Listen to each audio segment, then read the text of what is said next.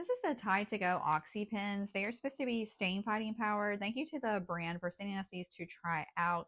And as you can see here, I have quite a few stains on this sweatshirt here that do not come out in the wash. And I'm not really able to wear them anymore. I've washed this once or twice now, and these will not come out with just regular detergent.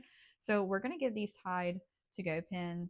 They're an instant stain remover, is what it says, with faster dry time. So we're going to try these out and see. And if they do work really well, definitely is going to be a staple. And I'll take these on travel like cruises and hotel stays with me as well. Okay, so the pin says just to kind of press down. Okay, you can see the stuff coming out immediately. Just kind of press down and rub gently over the stain. So I'm going to kind of do that over all of these stains. And it says it starts working in seconds.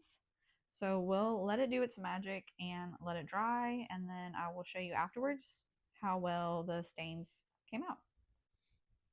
After it's all done, you can see here just maybe a small little bit left, but otherwise the stains are completely gone, and that was just using it one time.